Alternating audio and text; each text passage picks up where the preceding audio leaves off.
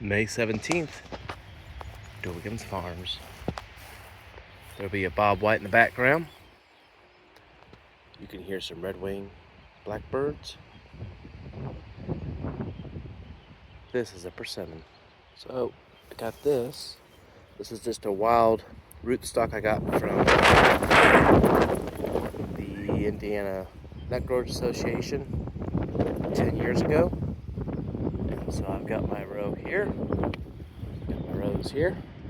So you can see those ones are bigger.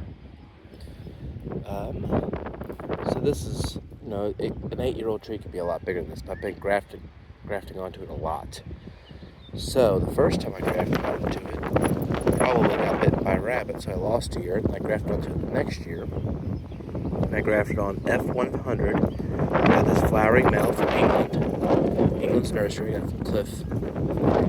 And so I went ahead and put that on there because I talked to Cliff about this. I said, Cliff, all my fruits are flowering females. I need a pollinator. So that's the way some of them produce fruit. And he goes, I got one for you. I said, okay. So he got me this one. And I said, I also need one.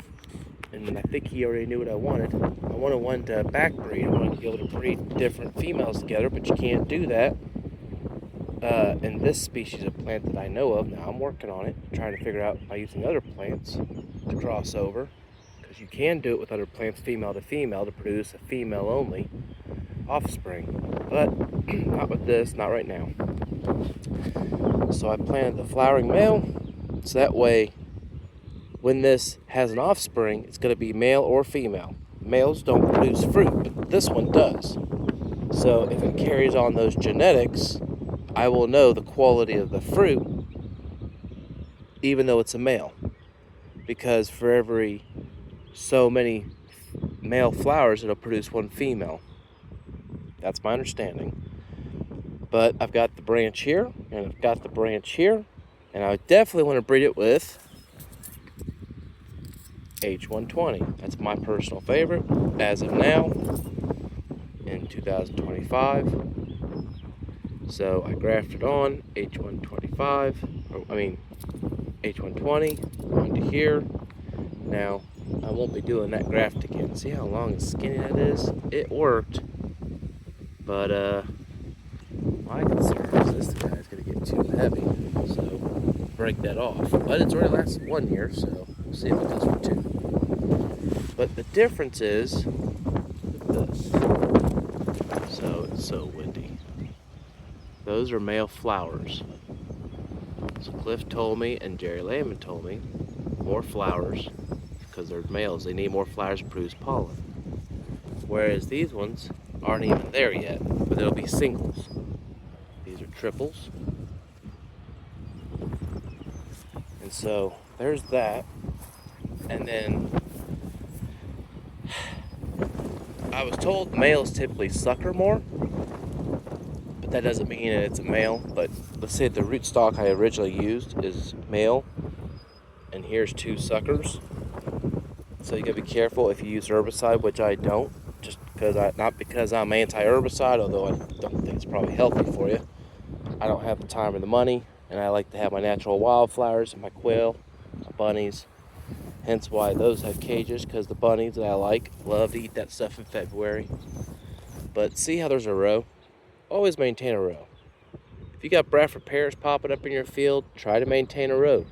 Look at where you drive through if you're a deer hunter. If you see some trees off to the side, like, I don't want to take care of those. I can graft them.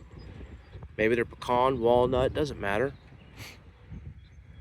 And then if it works and you do 10 of them and 6 of them work, and you do that every year, just think about how happy you'll be in 40 years, and you pretty much did nothing, except for gave up some of your time. So if you go down this road, I'll probably graft that one, just as a backup to that one. Why? I don't know. That one I'm gonna get out of the way. It's not in the road good enough.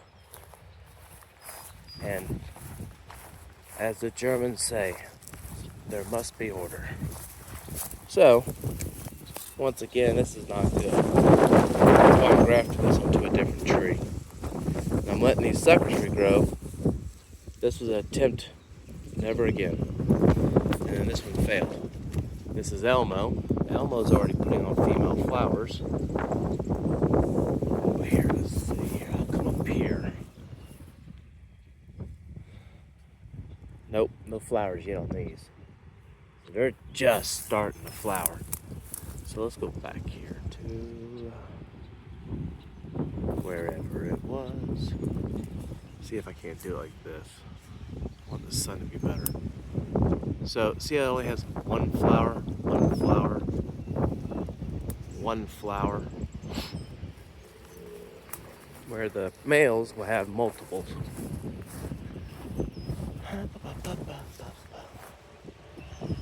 This is Elmo again.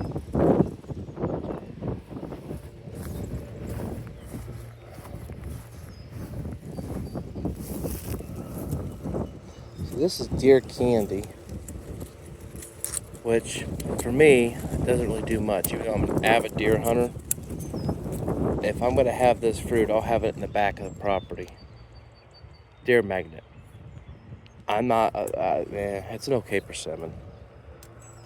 But on top of it, I'm grafting H120. So I'll keep the genetics, and I'll probably graft it out back. But eventually that H120 is going to outshade those lower branches. And if in 5 to 8 years I decide to cut them off, well, that's, you know.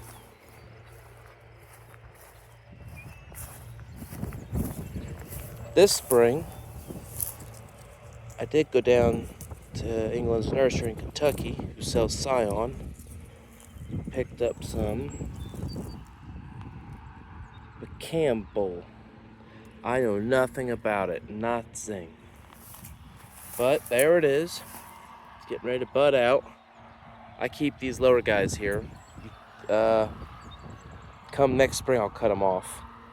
And then you got these little suckers. I don't typically let the suckers grow, but I had on this one Union Star, and I figured that one was more in row. That one looked kind of rough, and it's not one of my favorite, but once again, in 8-10 years, I'll make a decision if I want to keep both or cut one out or graft them.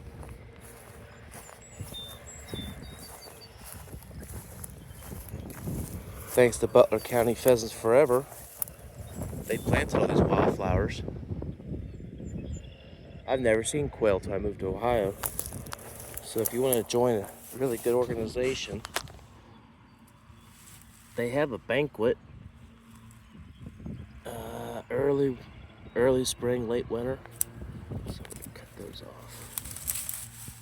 They do a lot of habitat. Yeah, they like to hunt pheasants and stuff. There's none of those early in the state, so they just do habitat just for all the songbirds. Alright, so H120. Grafted onto this. Got my little rabbit guard. So I might get some fruit off of this year. I'm not really. Next year, and the year after that, it'll be rocking. It will be rocking. So check it out. See how that one's got like reddish leaves? These ones are more green. It's just the subtle things like that. I don't know. L93A. It's starting to get a little bit of bud swell there. See, and that's the other thing. If you've got an orchard, let's say you want to plant like thousands, you plant 100 seeds in your little half-acre lot, and you start grafting years down the road. The next thing you know, someone gives you this one, and then one graft for scion, you're like, oh, that's great. And then years down the road, like, well, I don't know if that was Yates or Jewel. And you're like, ah. So someone who's trying to breed something, like down there at Cliffs, or like Jerry Lehman was, or heck, I think there's a gentleman up in Chicago too. You gotta know what you got, so you gotta know what you have. People want to know. What did we graft here this year? So this would be, turn that over. JT-02. I'll have to ask Cliff Engel about that. Don't know what that is. But see these suckers? No bueno. Knit means knit kind of thing, you know? Can't have those. Boy, I bet that wind's just destroying this video. In which case, it's okay. Gotta do this anyways. So there's all my suckers.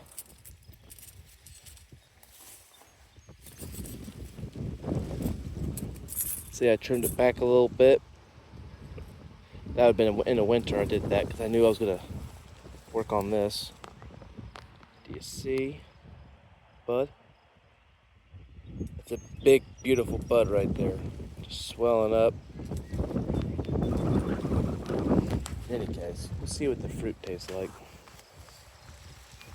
About 4 years from now. Maybe 3.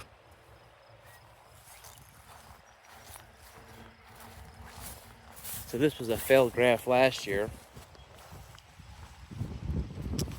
But that stupid graft I did. So I gotta cut this off. The only reason I left this on is because birds, they want to perch. And so I want them to perch on here. And as the tree shuts down the transfer of nutrients, these ones will starve. They have the antifungal material in them. It keeps a nice, eventually this becomes separate from the living part. And I can either just clean it off like a decayed tooth, or I can wait for nature to break it off. But I wanted to graft on something different because I didn't like, I don't know why I wanted to graft over the J59, but there was a reason. So this is another one that I got from Cliff this spring, Cassandra. I don't know if that's the Rosianka daughter, or if it's supposed to be really, really, really good. So I grafted onto a couple, but I thought to myself, if I can get this one little branch to take as it looks like it's doing, and look at the size of difference in the buds. Big fat bud, little tiny bud. Let's back this up so maybe it's easier. So that's the native rootstock, or whatever, because it's American. We're gonna go ahead and shut those down. We want all that energy to go up through the cambium, up through here. See that? I could be mistaken, but I think Cassandra is part Asian variety, and if it is, the leaves they're glossier and potential. Do I dare say bigger? But maybe that's why it's like that. In any case, we won't know anything for at least, well, not just this time next spring, but the spring after that, because I'm not touching this. And then come spring, I'll maybe knock off that paraffin wax if it's still there. That rubber band will fall off in the next month.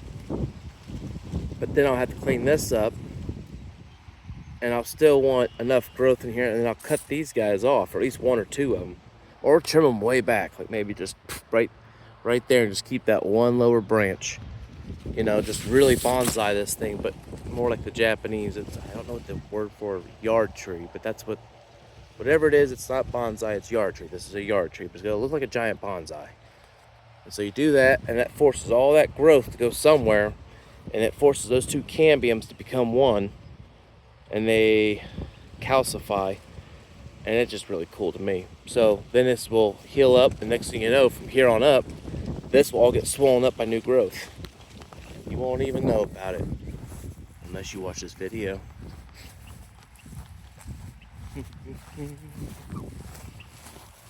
Those ones are good. I don't know their varieties, but they're not grafted, so they're good. So here is NB-02. Oh, I'm gonna butcher this. Zimekurma? I don't know how to pronounce it. See the graft? See the paraffin wax from last year? Pop that off. We don't even need that. That little tiny red bud. It's not the biggest, but boy, oh boy, look at the color of it. You know? Versus you zoom out. Now this one's not the color. But it's bigger. So we're just gonna knock that off. There's no use for those. They will abort the graft and its buds if you don't do anything. Now, what I'm doing on this one's a little different. I'll clean up down below. So look, the younger me messed up because this was I planted 3 rows of 15. So the first row was perfect, the second row was perfect, and at the end of the third row, somehow it kicked over, and I'm not digging up these trees. So, see how the lines merge together? So, any case, this gal, tree,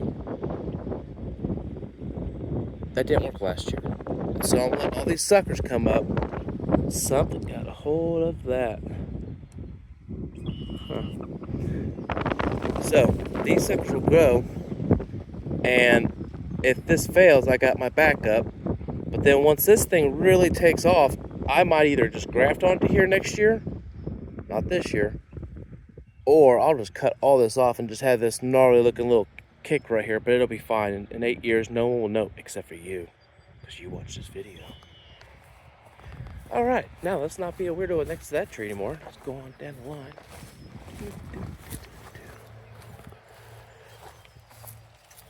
Once again, Cliff got me the Cassandra.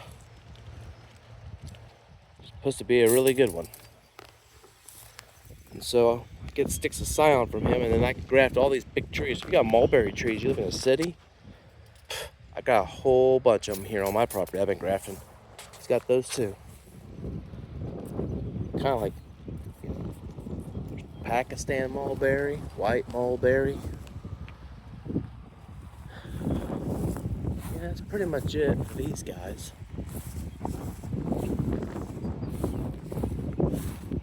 So this was a different, I don't know if it's the flowering male or the...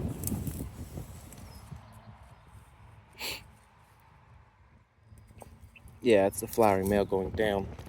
And then once again, I did the same thing here. My thought is, I'm gonna plant out the H120s. And see, it's the male. I can't see my screen, I'm just assuming you guys can see something.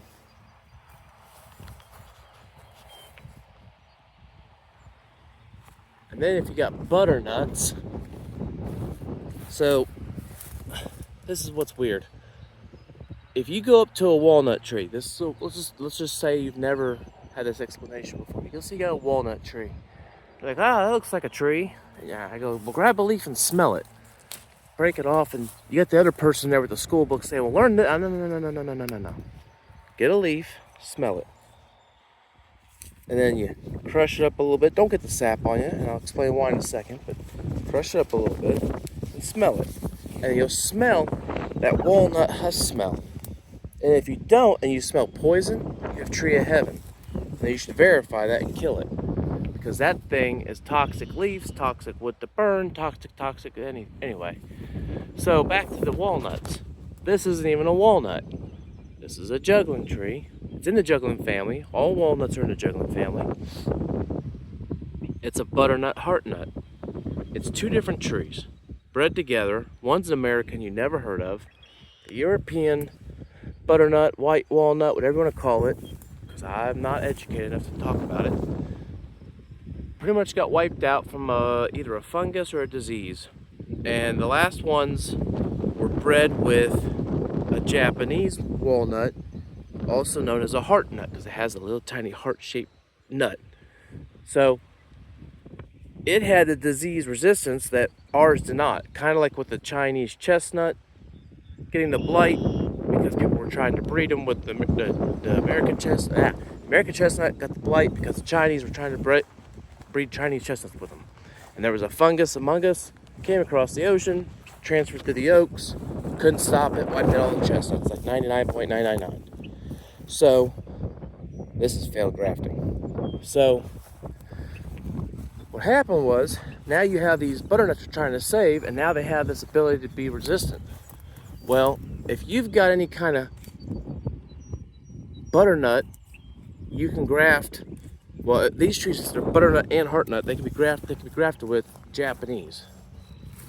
Spit it out. Failed graft. So the reason I say all that is the reason that these are planted is to graft other juggling that I can't graft onto my black walnut juggling. I guess I should have started with that. So this Don't even know what it is, but I got it from Cliff. I gotta go look at my notes.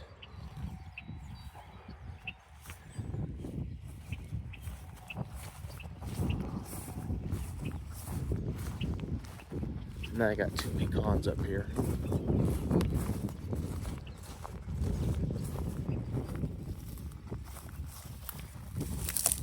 Don't dial me down.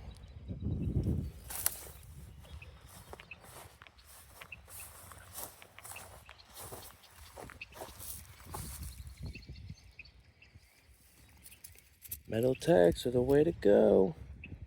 This is major. So, say don't do those long skinny grafts. Never again. So major is a pecan I got from Cliff, and if you got butternut, nobody eats butternut pecans. So you take those butternuts, trees you have, and if they're like that big, whatever distance, size, 1 scion stick with 2 buds per 3 inches of growth. So you got a 6-inch tree, you put 2 scions on there. And if one of them takes in 6 years, now you've went from having a tree that would have been just there in the way to now you have a tree that's producing nuts that are of actual value. And you took something of nothing, get a hold of someone that's got genetics. I know there's lots of them in every state, but I keep going back to Cliff because he's the one I know that's got the most of them. So, if what I'm trying to do here, I guess, if anyone, before I jump off here, is I'm trying to get a catalog, a library of trees and fruits that I like, that I can do minimum work on. I've got over 40 varieties of Bradford pear now here because of the different Asian varieties. And hopefully down the road, then instead of just going to the store and buying something you don't really know what it is, you're just trusting a big box store. You gotta, I don't want to use the word bastardized root, but I mean, you're gonna pay more if you want one that's not of the quality of you get Menards or Walmart, So then you get something growing naturally in your property, you just graft it, All right, well, I got something else I gotta go figure out. Till next time, bye-bye, see you.